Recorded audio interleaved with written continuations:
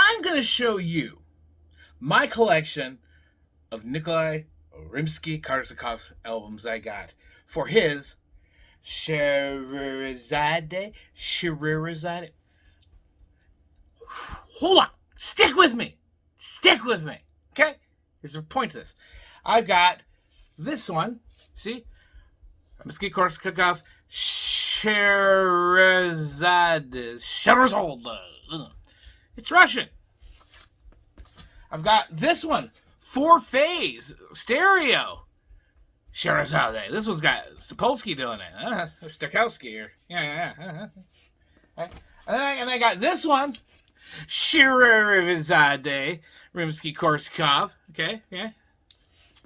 And they used to come in daggies like this back in the day. This is from the Musical Treasure series. Look at that. And what is it? It's Scheherazade. Okay. So, why am I showing you these things? Because you're an annoying idiot? I'm listening to them. Came up as a random record. And I'm like, where have I heard that before? I've heard this before. See, hold on a sec. Take a listen to that. Okay, this. And then I'm going to go into the story. We'll have story time with Steve. Yeah, that's story time with Steve. Okay, take a listen to this.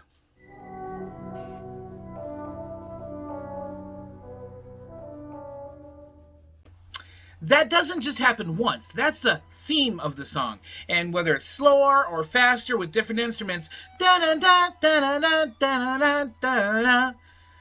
is repeated throughout this whole 13-minute piece. So you get to know it. It gets drilled in your head. It's pretty interesting that that's that way. So then I sat and went, See, I know I've heard that before. So what I did is I decided to just go in and take a look at a little more about this artist and this record. So this guy, Nikolai Crackhead, Corky Rocky, Rimsky-Korsakov, that's him. Who is he? Well, late 1800s, he was a Russian composer. Come to find out, he was a member of a group called The Five. There were 5 Russian composers that were like the superstar Russian composers. And they decided to get together and like, you know what? We're all going to agree to some rules. And I could go into pentatonic scales and tonality and all that. But they all decided all the songs they're going to write are going to kind of fit in this little window. And that way they can start a genre of music that they can consider Russian classical music. And so they all decided, how are we going to go around doing this? So they got together, they figured it out. Rimsky-Korsakov, what he decided to do is he wanted to get fairy tales, okay? And the ones that people know, and then he's going to do, music and compose and orchestrate these movements that are based on fairy tales, okay? And so one of the ones he decided to do was for the, Arabian Nights. Aladdin? Arabian Nights, Arabian Days, Okay, so he was like, so Russian dude wants to do something with Aladdin, and he's going to make a record of it. Well, he's not making a record, it's just 1860s. Come on. Okay, you know what I'm saying. So what did he do? He went ahead and made that. He's like, what am I going to name it? Come to find out, Scheherazade. The original books of the Arabian Nights is the lady who's actually narrating the story. So he went ahead and did that. And so he did this thing. And so I have them. It's very popular. It's a classic of the classicals. It's the greatest hits in the classics industry.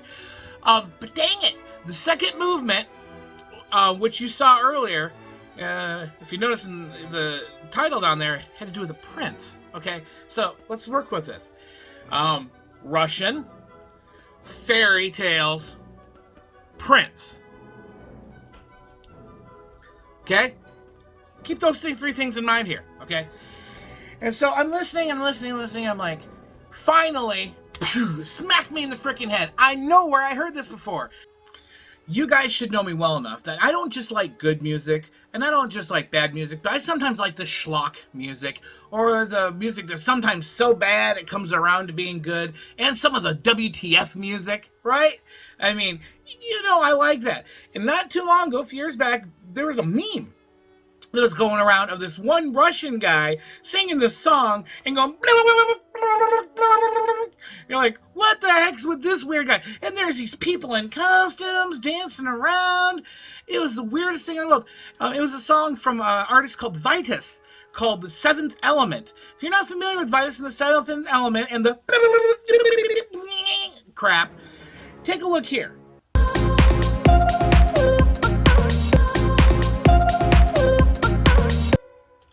Now, the reason I bring this up is that I didn't show you the whole thing. I just showed you the part because it's funny. Looping it. It's funny. But preceding that little turkey gobble was this.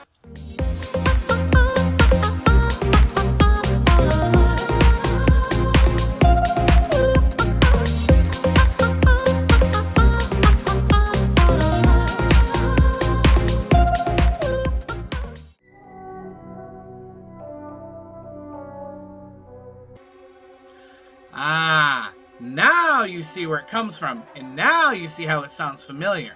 Here's some interesting things about this. Vitas is Russian.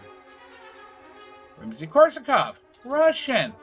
He says that he is a straight heterosexual man. He has a wife, has 2 kids, but when he's performing, he likes to dress up and act as a character called, get this, the Fairy Prince.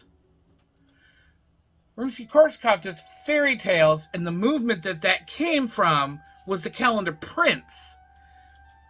Then I looked more about Vitas and noticed that he's not just a pop singer or dance disco club guy. He's actually classically trained also.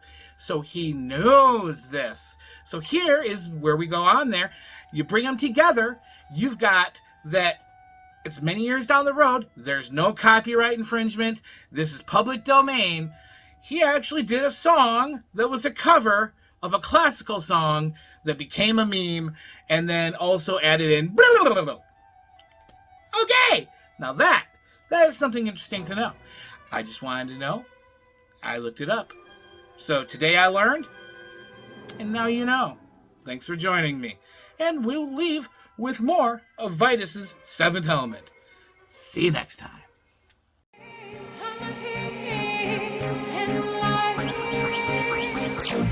Я пришел